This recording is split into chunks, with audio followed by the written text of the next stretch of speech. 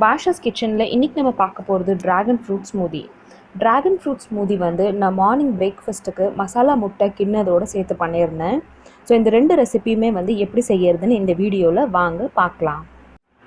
First dragon fruit smoothie எப்படி செய்யறதுன்னு பார்க்கலாம். இதுதான் ட்ராகன் ஃப்ரூட்டு. இந்த ட்ராகன் ஃப்ரூட்டை நீங்கள் கடைகளில் பார்த்துருப்பீங்க. இது வந்து 1 கிலோ 75 ருபீஸ்னு போட்டிருந்தாங்க. ஸோ நான் வந்து ஒரு 2 ஃப்ரூட்ஸ் மட்டும் வாங்கினேன்.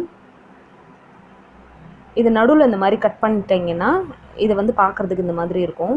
ஸோ என் கையில் நகம் இல்லாததுனால இதோட ஸ்கின்னை வந்து நான் லைட்டாக கத்தி வச்சு கீறி விடுறேன். உங்கள் கையில் நகம் இருந்துச்சுன்னா நீங்கள் நகம் வச்சே நீங்கள் அப்படியே கூட எல்லாம் எடுத்துடலாம். அந்த ஸ்கின் வந்து ரொம்ப சாஃப்டாக தான் இருக்கும், கையிலலாம் கீறாது.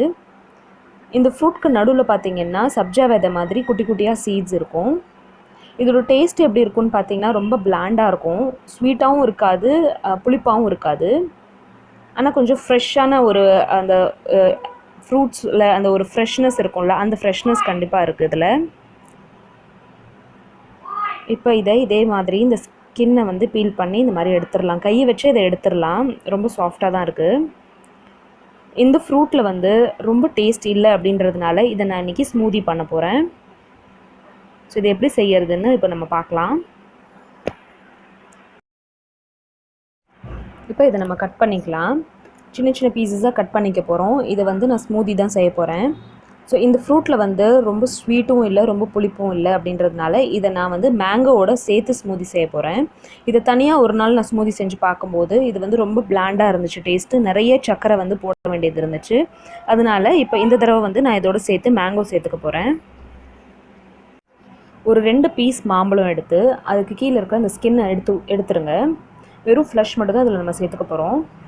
ஏன்னா இப்போ இந்த ட்ராகன் ஃப்ரூட்டை நம்ம வந்து அரைக்கும் போது ஃபில்டர் பண்ண போகிறது இல்லை. இது எல்லாமே நல்லா பிளெண்ட் ஆயிடுது அப்படின்றதுனால நான் ஃபில்டர் பண்ண மாட்டேன்.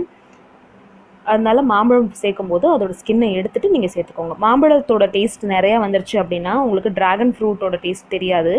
அதனால நீங்கள் எந்த அளவுக்கு நீங்கள் சக்கரை உங்களுக்கு வேணுமோ அந்த அளவுக்கு நீங்கள் இதில் மாம்பழம் சேர்த்துக்கலாம். மாம்பழத்தோடு நீங்கள் வந்து சப்போட்டா பழம் சேர்த்துக்கலாம், பைனாப்பிள் சேர்த்துக்கலாம். ஆனால் சாத்துக்குடி சேர்த்துக்க வேண்டாம், கசப்பாயிரும். ஒரு ஜாரில் மாம்பழமும் இந்த ட்ராகன் ஃப்ரூட்டையும் இந்த மாதிரி எடுத்து வச்சுக்கோங்க.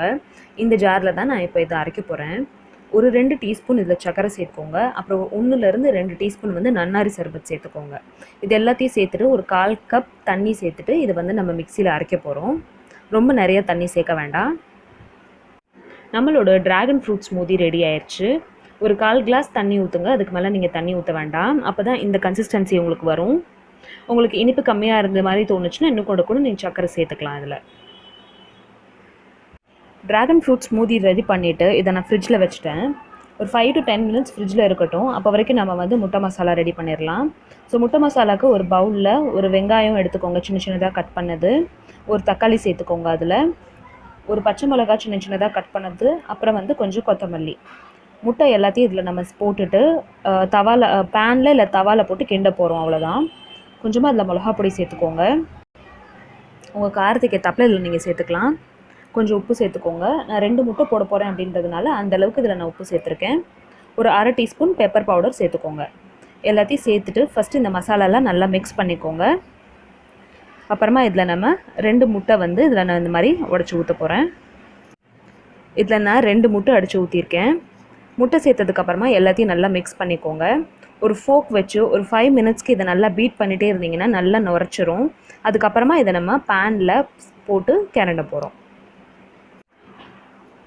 இப்போ பேன் சூடாயிருச்சு. இதில் கொஞ்சமாக எண்ணெய் ஊற்றிட்டு நீங்கள் பீட் பண்ணி எடுத்து வச்சிடுற இந்த முட்டையோட பேட்டரை வந்து இதில் நல்லா ஸ்ப்ரெட் பண்ணிக்கோங்க. இது பேனில் செய்யும்போது உங்களுக்கு கிளறதுக்கு ஈஸியாக இருக்கும். இதை நீங்கள் தவாலையும் செய்யலாம், ஆனால் நான் வந்து பேனில் செய்வேன். இப்போ உங்களுக்கு வந்து இந்த முட்டையை தனியாக சாப்பிட்றதுக்கு பிடிக்கல அப்படின்னு நினச்சிங்கன்னா இதுக்கு மேலேயே நீங்கள் வந்து பிரெட் ஸ்லைஸஸும் வச்சுக்கலாம். இந்தளவுக்கு உங்களுக்கு என்ன சைஸ் வேணுமோ அந்தளவுக்கு நீங்கள் இதை ஸ்ப்ரெட் பண்ணிக்கலாம். ஆனால் நான் வந்து ஃபுல்லாக இதை ஊற்றிட்டு அதுக்கப்புறமா நான் எல்லாத்தையும் ஒன்றாவே கிளண்டிடுவேன். 2 தடவை 3 தடவைலாம் அதை தனித்தனியாலாம் செய்ய மாட்டேன்.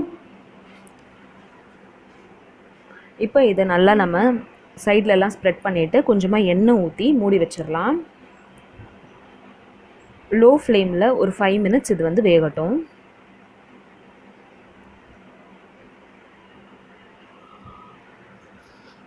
ஒரு 3 நிமிஷத்துக்கு அப்புறமா எண்ணெய் நல்லா ஸ்ப்ரெட் பண்ணி விடுங்க. ஸ்ப்ரெட் பண்ணிவிட்டு சைடில் இருக்கிறது எல்லாத்தையும் வந்து நல்லா இந்த மாதிரி எடுத்து விடுங்க. அப்போ தான் அடியில் பிடிக்காமல் இருக்கும். உங்களுக்கு வேணும்னா இதை அப்படியே நீங்கள் திருப்பி போட்டு கூட நீங்கள் சாப்பிட்லாம். ஆனால் நான் வந்து இந்த மாதிரி வெங்காயம் தக்காளிலாம் சேர்த்ததுக்கப்புறமா கிண்டிடுவேன். இப்போ பாருங்கள், முட்டை நல்லா நான் கிண்டிட்டேன். நல்லா வந்து இதை பேன்லேயே கிண்டிடணும். நம்ம எப்படி வந்து ஒரு காய் செய்யும்போது நல்லா கிண்டிடுவோமோ காயை போட்டு, அதே மாதிரி நீங்கள் முட்டையை போட்டு இந்த மாதிரி இந்த பேனில் இல்லை தவாலேயே வந்து இந்த மாதிரி கிண்டிடலாம்.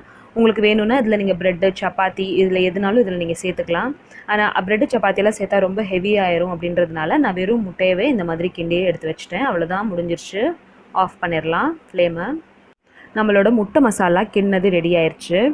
கொஞ்சம் இது வந்து ட்ரையாக தான் இருக்கும். இருந்தாலும் வந்து உங்களுக்கு இதில் வெங்காயம் தக்காளிலாம் போட்டிருக்கிறதுனால உங்களுக்கு முட்டை வந்து நல்ல மாய்ஸ்சர் இருக்கும். அதில் நீங்கள் நார்மலாக பொடி மாஸ் சாப்பிடும்போது எவ்வளோ ட்ரையாக இருக்கும் அந்தளவுக்கு ட்ரைனஸ் இருக்காது. அதனால தான் இதில் வந்து வெங்காயம் தக்காளிலாம் நம்ம சேர்த்துருக்கோம்.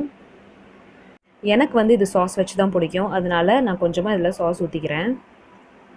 ட்ராகன் ஃப்ரூட் ஸ்மூத்தியோடு சேர்த்து இந்த முட்டை மசாலா கிண்ணது கண்டிப்பாக உங்கள் வீட்டில் இருக்கிற எல்லாருக்கும் செஞ்சு கொடுங்க. அண்ட் இந்த ரெசிபி உங்களுக்கு எப்படி வந்துச்சு அப்படின்றது என்கிட்ட சொல்லுங்கள். இந்த ரெசிபி உங்களுக்கு பிடிச்சிருந்துச்சுன்னா என்னோடய சேனலை லைக் பண்ணுங்கள், ஷேர் பண்ணுங்கள் அண்ட் சப்ஸ்கிரைப் பண்ணுங்கள். தேங்க்யூ ஸோ மச் ஃபார் வாட்சிங். பாய்.